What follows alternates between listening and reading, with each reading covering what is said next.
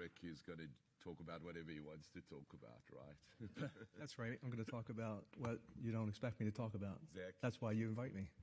So this is really talk about us as surgeons, about our ergonomics when we do surgery.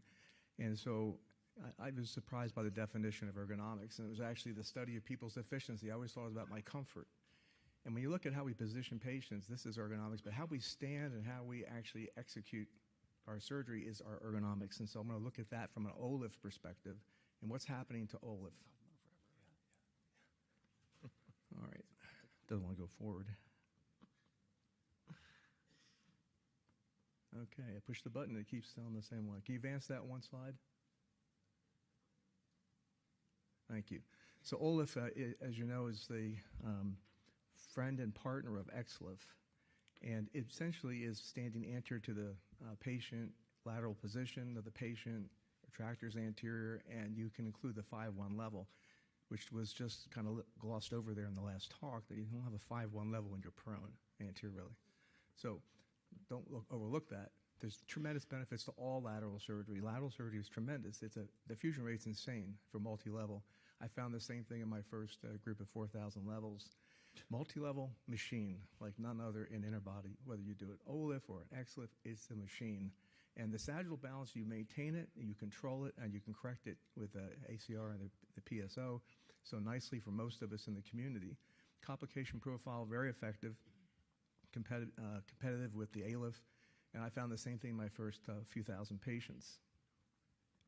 The literature is replete with the availability, the efficacy, the adoption of OLIF.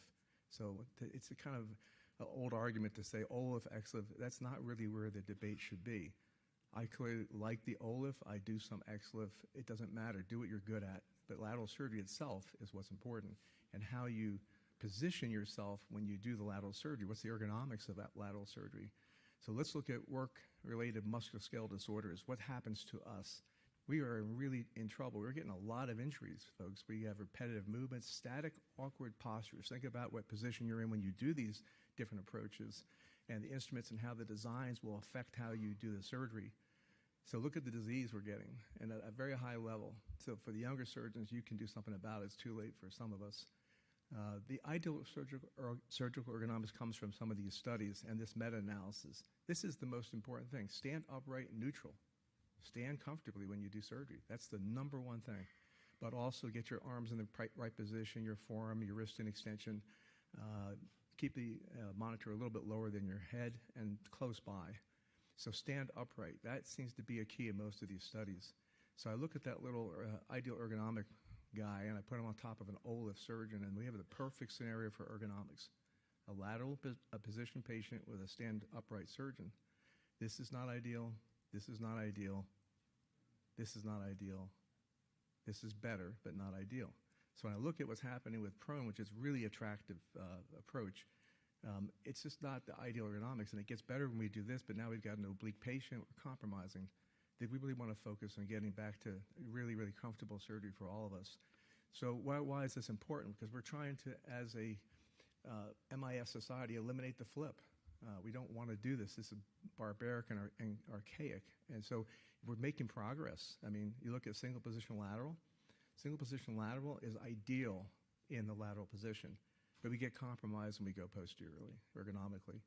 If we look at the prone positioning, ideal posteriorly. What happens when we go lateral? We get compromised. So I'm advocating for let's get in the right position for both approaches when we do this, and just be flexible, not fixed in one position. So when you look at that ergonomics, you can do both these procedures in an ideal physiologic standing position. It's absolutely possible. And so when we look at the fixed position of lateral, let's go under the hood. What's happening? Well, first we think, well, there's not much to it. Well, there's a lot to positioning a lateral patient, and all that work that's being done maximizes one side of the surgery, the lateral, and it compromises what's left over for the posterior. That's why I think prone evolved. Prone surgery really is ideal in the sense that you're positioning in a comfortable way, prone, the way we're used to positioning. Look under the hood, not much tape, easier.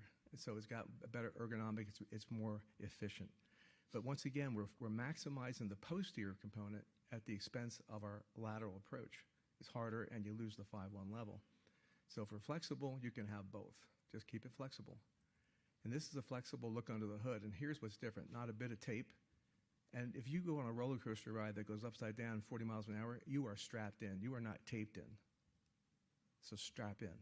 And when you strap in the patient from the thorax and then the pelvis, well, then you can do just about anything you want, any position you want, any angle. And that gets what gives it, it's so simple. It's actually very simple. And the draping time and the rest is the same as the prone lateral positioning, so it's very efficient. We have compromises. We do fixed positions in the lateral. We've lost the T-lift in the lateral position. That's a big deal. I heard last night 75% of our surgeons still do T-lift, especially at 5-1. It difficult screws laterally and impossible decompression, really. If we're prone, we've lost the A-lift at 5-1. That's a very important level. So you can't look past that. That's a big give right there. We have deeper access in the retractors, and that's not a small thing. We're making the operation more difficult. And we do have some visualization augmentation we have to do to get around some of the angles.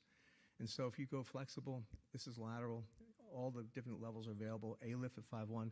And the most important thing, most of the surgeons don't have an access surgeon and don't do a 5-1 approach. They're not going to. They're going to do a T-lift at 5-1. There it is. Every operation can have either an A-lift or a T-lift at 5-1, screws in the prone position, decompression's prone, the way we should be doing it, the way we're used to doing it. So when I look at my first 900 patients doing the flexible positioning for OLIF, you know, some of these patients were big. It was done in a very, very quick amount of time to position with no injuries or problems with the patients.